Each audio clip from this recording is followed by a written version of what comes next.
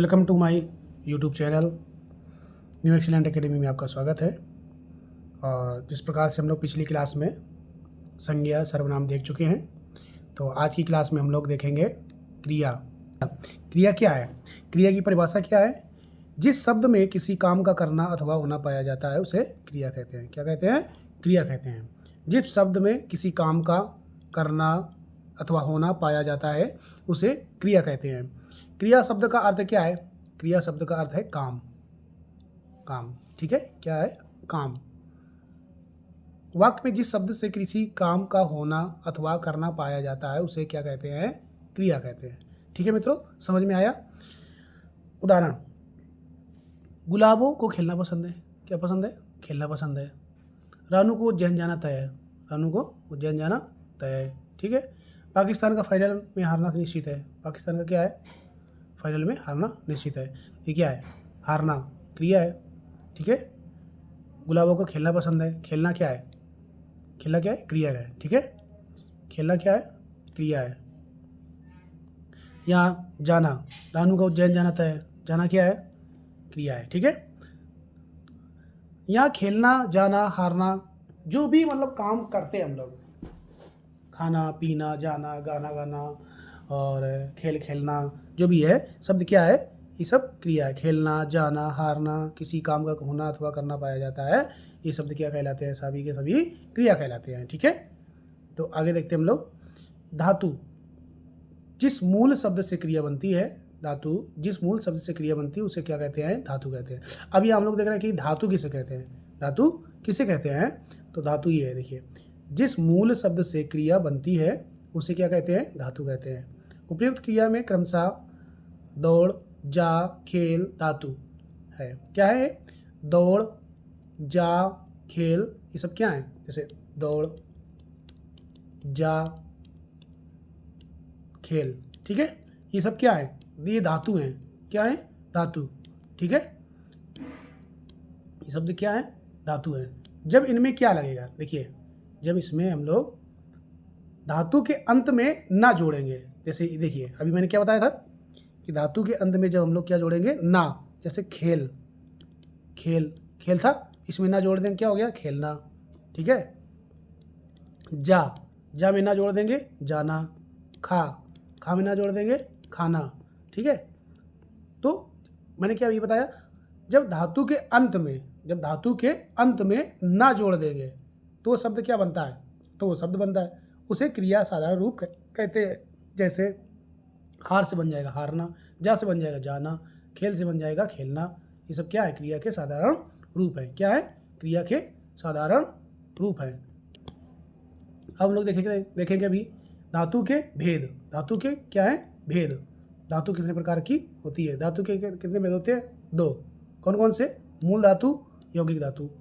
निर्माण की दृष्टि से धातु दो प्रकार की होती है। कितने प्रकार की होती है? मैंने बताया, दो प्रकार की होती है। ठीक है। नंबर 1 मूल धातु, नंबर 2 यौगिक धातु। अब मूल धातु में क्या क्या आता है? मूल धातु स्वाधीन होती है। मूल धातु कैसी होती है? स्वाधीन होती है, किसी दूसरे शब्द पर निर्भर नहीं करती है। स्वाधीन का मतलब स्वयं, अपने आप पर। ठीक है। और आधीन, किसी दूसरे पर।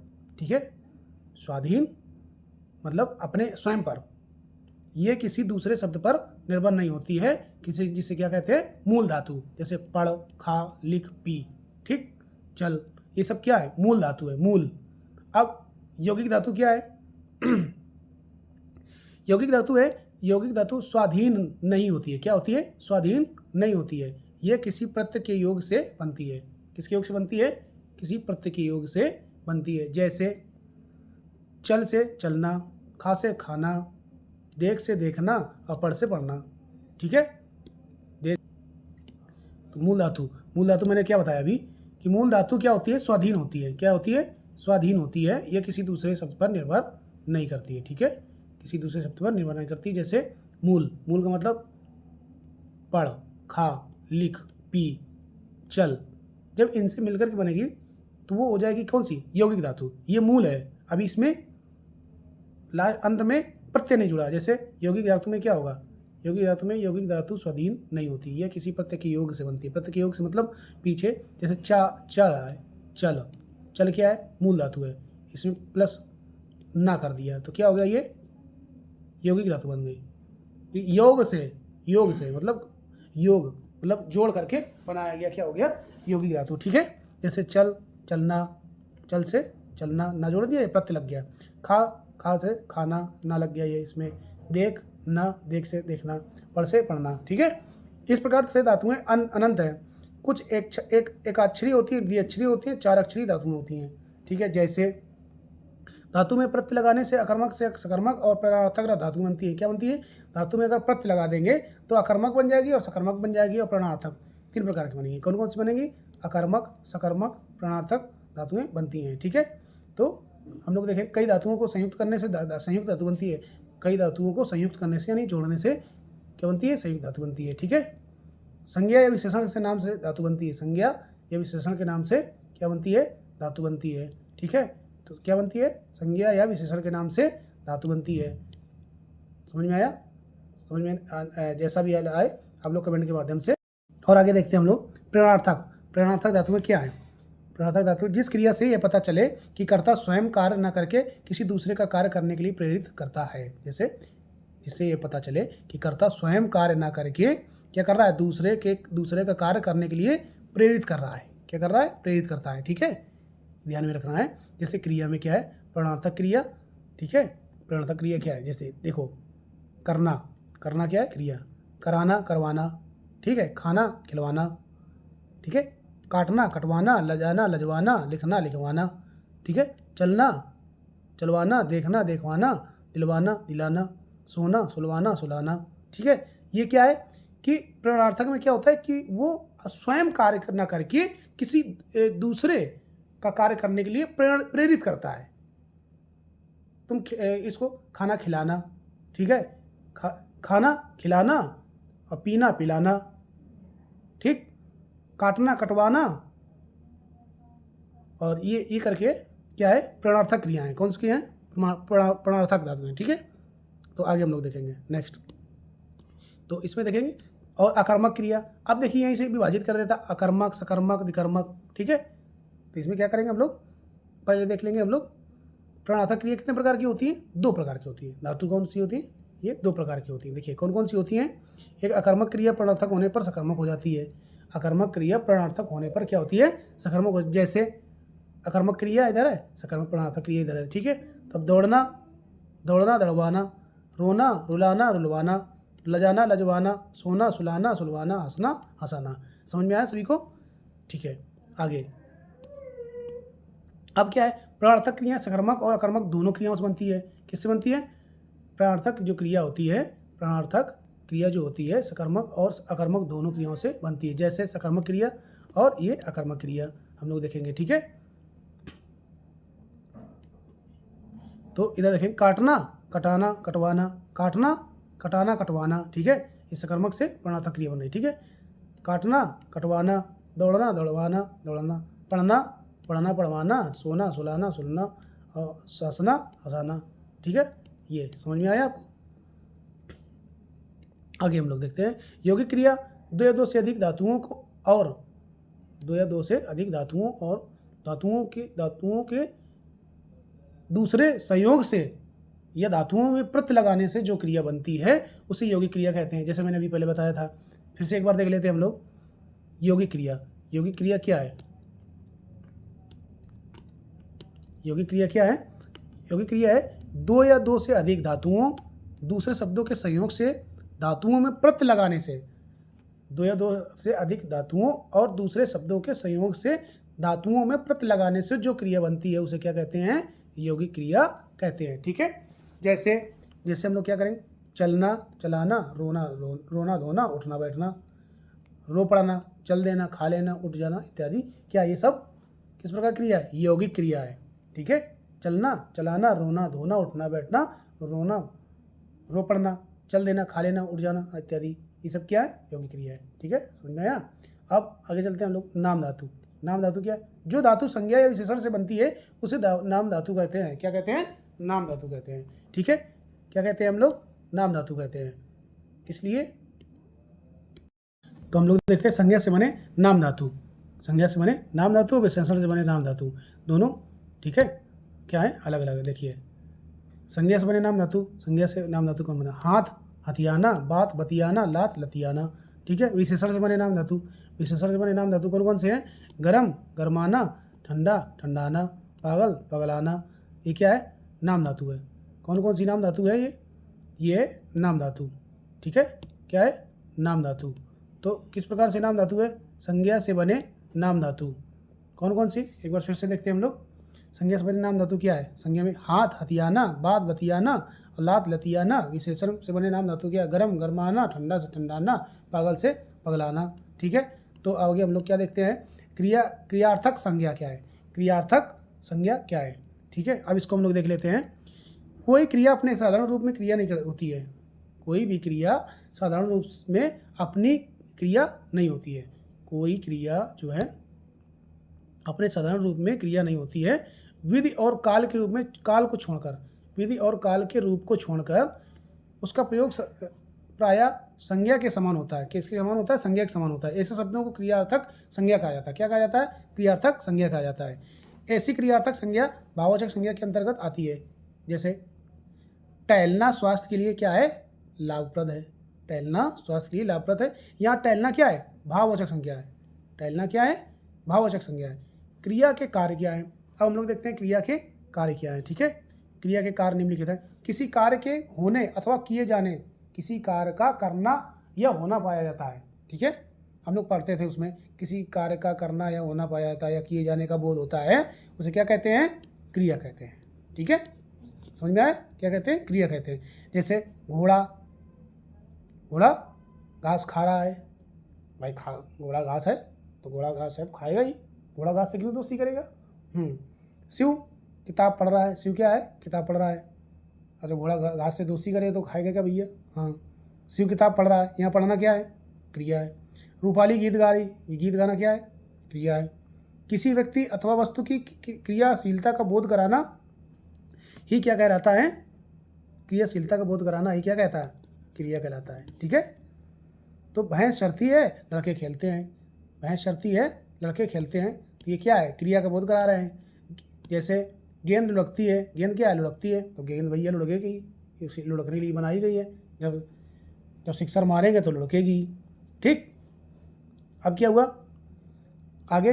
स्थिति अथवा अवस्था का बोध। अब ये देखिए, स्थिति अथवा अवस्था का बोध। जैसे नीलम पढ़ती है, नीलम पढ़ती है, इसमें कि पढ़ना क्या है? पढ़ने का बोध हो रहा है कि नीलम, कौन पढ़ रहा है? नीलम पढ़ रही है। क्या है? नीलम पढ़ती है। राघवेंद्र खड़ा है। अब खड़ा होना क्या है? खड़ा होना क्या है? उसकी स्थिति बता रहा है, ये खड़ा है। ठीक है। जैसे वह सो रहा है, वह सो रहा है, तो सोना उसका क्या है? ये क्या है? सोना क्या है? उसका अवस्था बता रहा है। जैसे कोई मोबाइल चला रहा है। ठीक है। मोबाइल चलाना क्या है? ये उसकी क्रिया है। उसकी अवस्था का बोध करा रहा है कि लेटे लेटे मोबाइल चला रहा है, तो लेटे लेटे चला रहा है, ये अवस्था है ना। आगे, मनुष्य समाज में रहता है। मनुष्य क्या करता है? अस्तित्व। अब ये अस्तित्व का बोध कराना क्या होता है? जैसे मनुष्य समाज में रहता है, समाज क्या है उसके लिए? अस्तित्व का बोध करा रहा है। चीता जंगल में रहता है। भैया चीता है तो जंगल में रहेगा, ये पास में रहेगा, पब्लिक में रहेगा तो खा जाएगा पब्लिक को। ठीक है। मगर क्या? जल में रहता है, मगर जल के लिए बनाया गया है। मन स्थिति का बोध कराना, मन की स्थिति का बोध कराना। लड़के प्रसन्न हो रहे हैं, प्रसन्न होना क्या है? क्रिया है। प्रसन्न होना क्या है? क्रिया है। ठीक है। अब क्या है? लड़के प्रसन्न हो रहे थे, तो भैया वही भी करेंगे। जब उनको बढ़िया सब कुछ समय से मिलेगा तो प्रसन्न तो होंगे ही। छात्र उत्साहित हैं। छात्र क्या है? उत्साहित हैं। जब उनका रिजल्ट अच्छा आया तो उत्साहित तो होंगे ही। आलोक रो रहा है, क्यों रो रहा है? अब भाई कोई ना कोई समस्या होगी इसलिए रो रहा है। तो अभी हम लोग क्या देख रहे थे? स्थिति के अनुसार, भाव के अनुसार और कई सारी चीज़ों के अनुसार हम लोग देख रहे थे। जैसे इस प्रकार से, जैसे अवस्था का बोध हो रहा था, अस्तित्व का बोध हो रहा था, इस मन की स्थिति का बोध हो रहा था और क्रियाशीलता का बोध हो रहा था। ठीक है। और वहाँ पे कार्य का होना, किए जाने का बोध हो रहा था। ये सब क्या है? क्रिया है। ठीक है। आगे हम लोग देखते हैं। हाँ, तो हम लोग क्या देखते हैं? क्रिया के दो प्रकार के होते हैं। कौन कौन से होती हैं क्रियाएं? क्रिया दो प्रकार की होती है। कौन कौन सी? सकर्मक क्रिया और एक अकर्मक क्रिया। ठीक है। सकर्मक क्रिया क्या है? सकर्मक क्रिया के दो भाग होते हैं। कौन कौन से होते हैं? द्विकर्मक और संयुक्त क्रिया। द्विकर्मक और संयुक्त क्रिया। और ये अकर्मक ठीक है, एक अकर्मक हो गई, एक सकर्मक हो गई। तो सकर्मक के दो भाग होते हैं, कौन कौन से होते हैं? द्विकर्मक और संयुक्त क्रिया। ठीक है, द्विकर्मक और संयुक्त क्रिया क्या हो गई? द्विकर्मक और संयुक्त क्रिया हो गई। किसके भाग होते हैं ये? सकर्मक क्रिया के। ठीक है, सकर्मक क्रिया क्या होती है? देखिए यहाँ हम लोग देखते हैं सकर्मक क्रिया क्या होती है। जिस प्रकार के व्यापार का फल फर्म पर पड़ता है उसे सकर्मक क्रिया कहते हैं। जिस क्रिया के व्यापार का फल कर्म पर पड़ता है उसे सकर्मक क्रिया कहते हैं। जैसे मंजुल आम खा रहा है, मंजुल क्या कर रहा है? आम खा रहा है। भैया आम है तो आम ही खाएगा ना। यहाँ खा रहा है, क्रिया के संचालन का फल आम पर पड़ रहा है। किस पर पड़ रहा है? आम पर पड़ रहा है। यानी कि क्या खा रहा है? आम खा रहा है। मंजुल क्या कर रहा है? आम खा रहा है, तो इसका क्रिया संचालन का फल क्या है? आम पर पड़ रहा है, अतः खा रहा है। क्रिया सकर्मक है। सकर्मक क्रिया को पहचानने का तरीका यह है कि क्रिया से क्या अथवा कौन के प्रश्न करने पर यदि उत्तर मिल जाए तो वह सकर्मक क्रिया हो जाएगी। जैसे बालिका निबंध लिख रही, तो क्या लिख रही? निबंध लिख रही।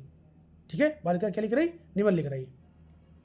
अब द्विकर्मक क्रिया, द्विकर्मक क्रिया किसकी है? ये सकर्मक क्रिया की, सकर्मक क्रिया की। ठीक है, सकर्मक क्रिया के भाग हैं, कौन कौन से हैं? द्विकर्मक और संयुक्त क्रिया। कुछ सकर्मक क्रियाएं एक कर्म वाली और कुछ दो कर्म वाली होती हैं जिन्हें द्विकर्मक क्रिया कहते हैं। उदाहरण के लिए श्वेता ने रीना को बांसुरी दी। यहाँ दी सकर्मक क्रिया के दो कर्म सेतु और बांसुरी। श्वेता ने रीना को बांसुरी दी, तो दी सकर्मक क्रिया के दो कर्म हैं, श्वेता और बांसुरी। ठीक है, श्वेता और बांसुरी। इस प्रकार दी द्विकर्मक क्रिया है, यह बांसुरी मुख्य कर्म है और रीना जो है गौण कर्म है। ठीक है, क्या है? गौण। तो हम लोग देखते हैं क्या? अकर्मक क्रिया। जिस क्रिया के व्यापार का फल कर्ता पर पड़ता है उसे अकर्मक क्रिया कहते हैं। जिस क्रिया के व्यापार का फल कर्ता पर पड़ता है उसे अकर्मक क्रिया कहते हैं। रति गई। ठीक है, जैसे यहाँ गई क्रिया का अकर्मक है, रति क्या है? गई। तो गई क्या है? क्रिया जो है अकर्मक क्रिया है। ठीक है, पूरक में क्या देखते हैं हम लोग? कुछ अकर्मक और सकर्मक क्रियाएं ऐसी होती हैं जो कर्ता और कर्म के अनुसार रहते हुए पूरा अर्थ प्रकट नहीं करती। इस स्थिति में वाक्य में क्या होता है? क्रिया का अर्थ पूरा करने के लिए जो शब्द जोड़े जाते हैं उन्हें क्या कहते हैं? पूरक कहते हैं। भाई जो वाक्य को पूरा करने के लिए जो जोड़ा जाएगा उसी को क्या कहेंगे? पूरक कहेंगे। जैसे उन्होंने उसे कथाकार बनाया, इस वाक्य में उन्होंने कर्ता और बनाया। ठीक है, दोनों ही क्रिया के होते हुए भी वाक्य पूरा नहीं हो रहा है। मतलब उन्होंने उसे कथाकार बनाया, इस वाक्य में उन्होंने कर्ता और बनाना जो है बनाया क्रिया है। दो होते हुए क्रिया के होते हुए भी वाक्य पूरा नहीं होता है, उसे पूरा करने के लिए कथाकार शब्द जोड़ना पड़ा है। अतः कथाकार शब्द पूरक है। व्युत्पत्ति के अनुसार क्रिया भेद है। व्युत्पत्ति के अनुसार क्रिया क्या है? भेद है। ठीक है, क्रिया क्या है? व्युत्पत्ति के अनुसार क्रिया कितने प्रकार की होती है? 3 प्रकार की होती है। कौन कौन सी होती है भाई? मूल क्रिया, यौगिक क्रिया, पूर्णकालिक क्रिया। मूल क्रिया क्या होती है? जो क्रिया दूसरे शब्द से बनी हो उसे मूल क्रिया कहते हैं। जो क्रिया दूसरे शब्द से ना बनी हो, ठीक है, जो क्रिया दूसरे शब्द से ना बनी हो उसे मूल क्रिया कहते हैं। जैसे आना, जाना, खाना, पीना आदि हूँ, है, था, थी मूल क्रिया के ही उदाहरण है। ठीक है, अब दूसरी क्रिया क्या है? यौगिक क्रिया। दूसरी क्रिया क्या है? यौगिक। जो क्रिया अन्य शब्दों अथवा प्रत्ययों को जोड़कर बनाई जाती है, प्रत्ययों को जोड़कर बनाई जाती है, उसे यौगिक क्रिया कहते हैं। जैसे आ जाना, चला जाना, खा लेना, सिखाना, पढ़ाना, तैरना आदि क्या है? 3 प्रकार से बनती है। ठीक है, और आगे क्या हम लोग देखते हैं? आगे यौगिक क्रिया हम लोग देखे अभी। तो यौगिक क्रिया जब देख लिए हम लोग, तो अब यौगिक क्रिया के कुछ भाग होंगे जो जिसमें प्रकार होंगे। जैसे यौगिक क्रिया में क्या है? क्रिया के आगे दूसरी क्रिया लगाकर मुख्य क्रिया और दूसरी सहायक क्रिया होती है। जैसे खा जाना, गिर पड़ना, इसे क्या कहते हैं? संयुक्त क्रिया भी कहते हैं। जिसमें मतलब जिसको जोड़ करके किसी न किसी दूसरे पर निर्भर करता हो, उसे क्या कहते हैं? संयुक्त क्रिया। इसमें पहली और मुख्य क्रिया क्या है? इसमें पहली मुख्य क्रिया और दूसरी सहायक क्रिया, ठीक है, होती है। सेकंड में क्रिया के आगे आ और बा प्रत्यय लगाकर, अभी क्या था? आ और बा प्रत्यय लगाकर चलना, चलाना, तैरना, तैराना, लिखना, लिखाना। इसे प्रणार्थक क्रिया भी कहते हैं। प्रणार्थक क्रियाएं सकर्मक होती हैं। कैसी होती हैं? सकर्मक होती हैं। जैसे संज्ञा अथवा विशेष के आगे ना प्रत्यय लगाकर। अब ये संज्ञा अथवा विशेषण के आगे ना प्रत्यय लगा, अभी क्या हम लोग देख रहे थे? क्रिया के आगे। ठीक है, संज्ञा धिक्कार, धिक्कारना, पुचकार, पुचकारना, खरीद, खरीदना। ये क्या है? संज्ञा अथवा विशेषण के आगे ना प्रत्यय लगाकर। ठीक है, ना प्रत्यय। प्रत्यय मतलब पीछे, जो पीछे लगे, शब्द के जो पीछे लगे। तो अब नाम धातु क्रिया भी कहते हैं, इसे नाम धातु क्रिया भी कहते हैं। किसे? अब तीसरा पूर्णकालिक क्रिया, इसे नाम धातु क्रिया भी कहते हैं, क्रिया भी कहते हैं। जिस क्रिया का सिद्ध होना किसी दूसरी क्रिया के सिद्ध होने के पहले पाया जाए, जो लिंग वचन पुरुष से प्रयुक्त ना हो, उसे पूर्णकालिक क्रिया कहते हैं। क्या कहते हैं? पूर्णकालिक क्रिया कहते हैं। जैसे उदाहरण, गोलू पढ़कर सोती है। यह पढ़ने का कार्य सोने से पूर्व हो चुका है, अतः पढ़कर पूर्णकालिक क्रिया है। पूर्णकालिक यानी पहले, जो काम होने से पहले हो। ठीक है, आगे हम लोग देखते हैं। पूर्ण काल में क्रिया की 3 अवस्थाएं होती हैं। कितनी होती हैं? 3। समान अवस्था, विधि अवस्था, संभाव अवस्था। समान अवस्था में क्या? जिस क्रिया से समान अवस्था का बोध हो तथा किसी विधान निश्चय ज्ञात हो, उसे समान अवस्था में की क्रिया कहते हैं। जैसे फिर से हम लोग एक बार देखते हैं। जिस क्रिया से समान अवस्था का बोध तथा किसी विधान का निश्चय ज्ञात हो, उसे, उदाहरण के लिए जैसे एग्जाम्पल के तौर पे हम लोग देखते हैं, क्या? दुर्गेश आया, गुड़िया खेल रही, या आया और खेल रही। क्रिया से आने मतलब दुर्गेश आया, गुड़िया खेल रही। तो यह आया और खेल रही किसी क्रिया से आने और खेलने का विधान निश्चय है कि दुर्गेश आया। ये तो निश्चय हो गया कि हाँ आया है पक्का। गुड़िया खेल रही मतलब खेल रही। ठीक है, या खेलने का के विधान का निश्चय है, अतः यहाँ क्रिया की सामान्य अवस्था है। क्या है? सामान्य अवस्था है। विधि अवस्था क्या होती है? जिस क्रिया से आज्ञा, प्रार्थना, प्रश्न आदि का भाव प्रकट हो। आज्ञा, प्रार्थना, जिस विधि का भाव प्रकट हो, विधि अवस्था की क्रिया कहते हैं। जैसे कि विधि अवस्था की क्रिया कहते हैं। अब भाव के लिए हम लोग क्या करेंगे? तुम खाओ, आप मुझे 500 रुपये दीजिए, क्या मैं अंदर आऊँ, क्या हम यहाँ घूम सकते हैं। ये अवस्था 2 प्रकार की होती है। कौन कौन सी होती है? ये अवस्था विधि अवस्था में 2 प्रकार की होती है, प्रत्यक्ष विधि, परोक्ष विधि। प्रत्यक्ष विधि में क्या होता है? इस विधि से आना, प्रार्थना, प्रश्न आदि का वर्तमान काल में कार्यान्वित होना ज्ञात होता है। क्या होता है? इस विधि में आना, प्रार्थना, प्रश्न आदि का वर्तमान काल में कार्यान्वित होने का ज्ञात होता है, कार्य होने का ज्ञात होता है। जैसे अभी प्रकोष्ठ जाओ, अभी प्रकोष्ठ जाओ, क्या करो? अभी प्रकोष्ठ जाओ। तो ये आ रहे हैं, हे प्रभु उसकी रक्षा करो। तो ये क्या है? प्रत्यक्ष विधि। सेकंड में याद क्या था? परोक्ष विधि। परोक्ष विधि क्या? इस विधि में से आज्ञा, प्रार्थना, प्रश्न आदि का भविष्य काल में कार्यान्वित होना ज्ञात होता है। अभी यहाँ देखिए क्या हो रहा था, ये वर्तमान काल में हो रहा था, अब ये क्या हुआ? भविष्य काल में हुआ। ठीक है, ये याद रखना की बात है परोक्ष विधि में। किसमें? परोक्ष विधि में। तुम कल कार्यालय जाना, अब ये क्या है? भविष्य की बात कर रहा है कि तुम कल कार्यालय जाना, आज नहीं। ठीक है, तुम मैदान में खेलोगे मतलब मैदान में खेलोगे, इसका मतलब भविष्य की बात कर रहा है। आप मुझे मोबाइल दीजिएगा मतलब अभी दिया नहीं है, मोबाइल दीजिएगा। तुम कल घर जाना, तो ये सब किस में आएगा? परोक्ष विधि में। ठीक है, तीसरी क्या है? संभाव्य। तीसरी विधि क्या है? संभाव्य विधि। ठीक है, तीसरी क्या है? संभाव्य अवस्था।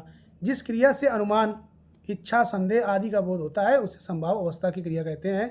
जैसे शायद व्याग्रह में मिल जाए, शायद संभावना है। यहाँ पे क्या की जा रही है?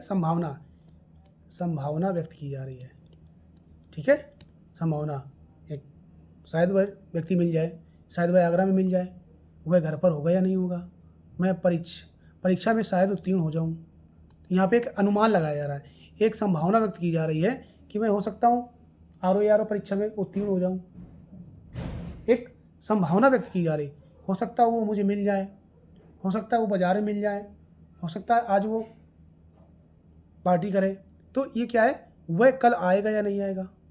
यहाँ पे एक संभावना व्यक्त की जा रही है, कल की बात की जा रही है। ठीक है, भविष्य का बोध हो रहा है, यहाँ पे संभावना की बात कर रही है। परोक्ष विधि में होता है भविष्य के बारे में, और यहाँ पे ये क्या है? संभावना व्यक्त की जा रही है, संभावना, वह कल आएगा या नहीं आएगा।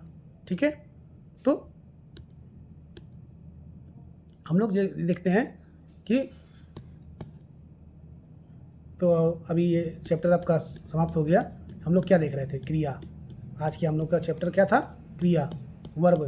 तो हम लोग कई सारे वर्ब के टॉपिक बताए आपको। यहाँ क्रिया कितने प्रकार की होती है, मूल धातु क्या है, यौगिक धातु क्या है, कहाँ से क्रिया बनती है, समकर्मक क्रिया क्या है, कर्मक क्रिया क्या है। तो आज जो आप लोगों ने क्लास देखा इसके लिए बहुत बहुत धन्यवाद। और अपना चैनल आप सभी को पता है। अब हम लोग क्या करेंगे, इसको चैनल को सब्सक्राइब करना है। न्यू एक्सीलेंट एकेडमी के नाम से है चैनल। और आपको यहाँ पर हाई यील्ड मटेरियल और एकदम अच्छा से अच्छा कंटेंट, PDF, नोट्स और रिकॉर्डेड क्लासेस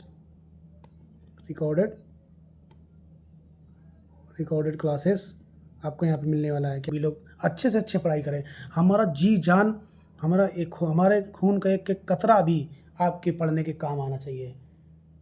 हमारा एक एक खून का कतरा भी काम आना चाहिए। बस आप लोग बस एक कार्य करिएगा, आप लाइक करिएगा, सब्सक्राइब करिएगा, और जो भी हमसे भरसक मदद मिल हो वो हम आपकी मदद करने के लिए तैयार हैं। और जय हिंद दोस्तों, जय हिंद, जय भारत, धन्यवाद।